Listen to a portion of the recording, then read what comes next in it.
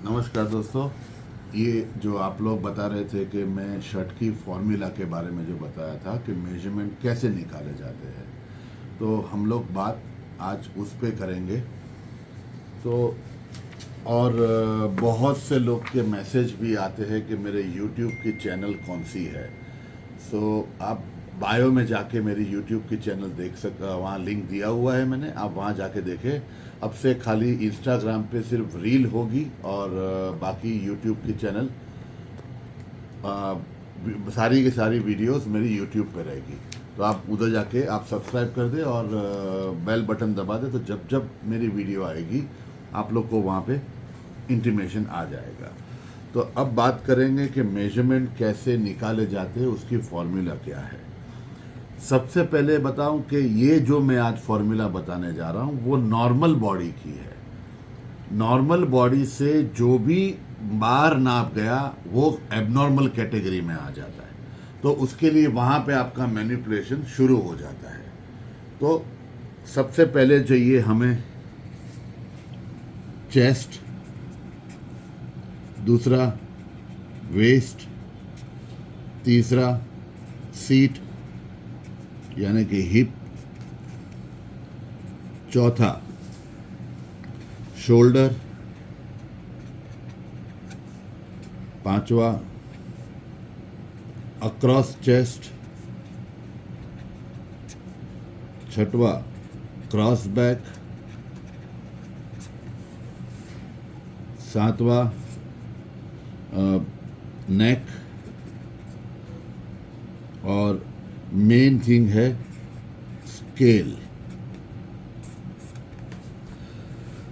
अब normal body के अंदर चेस्ट समझो 36 है, तो वेस्ट उसकी 4 इंच कम यानी कि -4 यानी कि ये हो जाएगी 32। ये फिर रिपीट कर रहा हूं कि ये नॉर्मल बॉडी का है। सीट वेस्ट से +6 यानी कि ये हो जाएगी 38।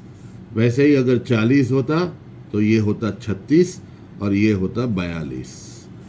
अब आते हैं शोल्डर पे। शोल्डर, एक्रॉस चेस्ट और क्रॉस फ्रंट, ये 3 नाप जो है वो बहुत ही इंपॉर्टेंट है। इसी के ऊपर आपके सारे अपर गारमेंट का दारोमदार होता है। तो ये नाप लेने के टाइम आप बिल्कुल सचेत रहे, और ये जो बता रहा हूँ मैं उसका आप चार्ट बना ले, और चार्ट आप जहाँ जहाँ मेजरमेंट ले रहे हो वहाँ लगा के रखें। शोल्डर,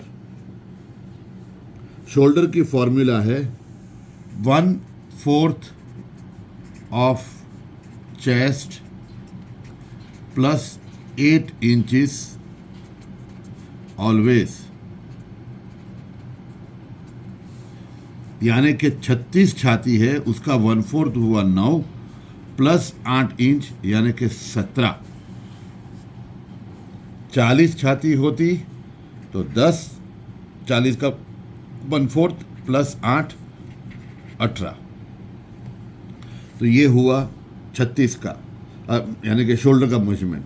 अब आता है अक्रॉस चेस्ट। अक्रॉस चेस्ट का फॉर्मूला है ½ ऑफ चेस्ट -3.5 ऑलवेज। तो 36 अगर छाती है उसका आधा हुआ 18, उसमें से 3.5 निकाल दोगे तो तख्ती आएगी उसकी 14.5। अक्रॉस चेस्ट यानी कि तख्ती। और क्रॉस बैक जिसको सीबी बोलते हैं, शोल्डर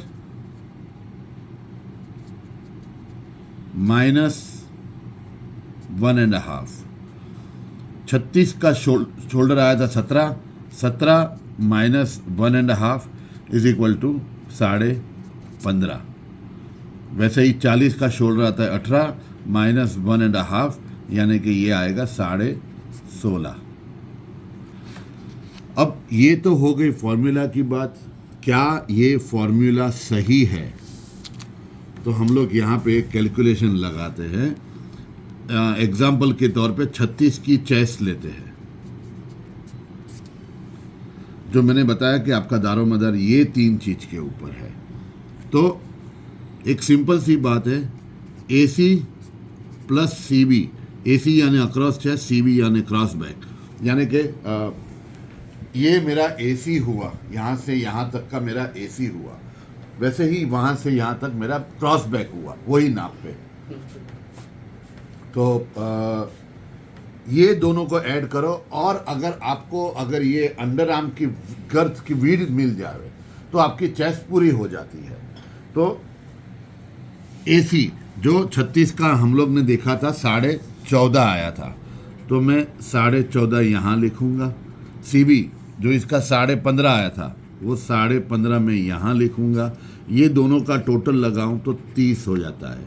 और always under arm width 1/6 of chest होता है। तो 36 का आ गया 6, यानी कि ये हो गया 36, ये और ये मिल गया। मगर आदमी को आर्म होल एक नहीं 2 होते हैं, तो इसमें 6 और प्लस होगा, तो ये हो गया 42। इसमें से मैं 4 सिलाई निकाल दूंगा 1.50, यानी 3 सूत की अपनी 1 सिलाई, 2 सिलाई 1.25 इंच और 4 सिलाई हो गया 1.5, तो ये आ गया 40.5। अपनी छाती थी 36। आप लोग में से बहुत से लोग ने पूछा था कि सर ये 4.5 की लूजिंग क्यों? ये 4.5 की लूजिंग मेरी बनाई हुई नहीं है, ये बॉडी की कैलकुलेशन ही मांगती है। तो आप इस चीज़ को बराबर समझे, 4.5 की लूजिंग ही सही है, मगर वो हर बॉडी के ऊपर एप्लीकेबल नहीं होती है। आपने यही देखना है एसी, सीबी और अंडर आर्म बीट। अगर यही बॉडी की एसी अगर 14 होती और क्रॉस बैक 15 होती तो ये हो जाता था 29 प्लस 6 और 6 12, तो ये हो जाता था 41 में से मैं 1.5 इंच निकाल दूं तो ये हो जाता था 39.5। उसमें से 36 निकाला तो ये आ जाता है 3.5 की लूजिंग। तो ऐसा कोई ठराविक नहीं है कि आपकी लूजिंग 4.5 की होनी चाहिए, ये सिर्फ नॉर्मल बॉडी को लागू होता है। अगर तो ये एसी बढ़ जाता है, सीबी भी बढ़ जाता है, तो लूजिंग शायद ज़्यादा भी देनी पड़े आपको। तो आप इस चीज़ पे ध्यान रखें। और हाँ, इसके बाद आता है मेन थिंग, स्केल। अब स्केल क्या है? आपकी छाती 36 है, छाती का तीसरा हिस्सा यानी कि 12 तिया 36 प्लस 6 इज इक्वल टू 18। तो इसका मुंडा ड्रॉप जो है वो 18 के हिसाब से, यानी कि 18 दो 36 ही हुआ। मगर ये अगर 42 होता है तो 42 का तीसरा हिस्सा होता है 14 प्लस 6 20, यानी ये शर्ट का मुंडा उतरेगा 20 पे। यानी कि आप 20 का स्केल पकड़ के चलोगे। यहाँ पे जो हम लोग स्केल लगाते हैं वो 20 का लगाएंगे हम लोग।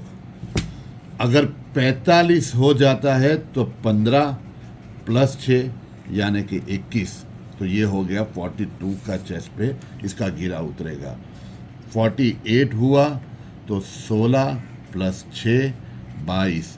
अब ये आखिरी है, इसके बाद 60 की भी चेस्ट आ गई तो भी 22 ही उतरेगा, उससे ज़्यादा कभी नहीं बढ़ सकता।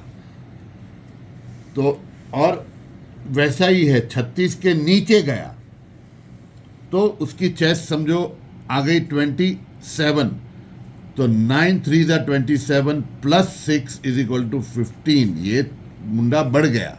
36 के नीचे जब बॉडी जाती है तो मुंडा बढ़ जाता है, और 36 के ऊपर जब बॉडी जाती है तो मुंडा कम होने लगता है। तो आप लोग ये बराबर स्टडी करें, और इसके बाद आपके कोई सवाल हो तो आप मुझे पूछ सकते हो। और फिर बताता हूँ कि मेरी सारी की सारी वीडियो यूट्यूब पे रहेगी, इंस्टाग्राम पे सिर्फ मेरी रील्स रहेगी, क्योंकि मेरा डबल मुझे लोड करना पड़ता है उसकी वजह से। तो आप लोग इंस्टाग्राम से ही मेरा लिंक वहाँ पे बायो में देख लें, और वो लिंक दबाएंगे तो आप वहाँ जाके अपने आप को सब्सक्राइब कर लें। थैंक यू वेरी मच, बहुत बहुत शुक्रिया।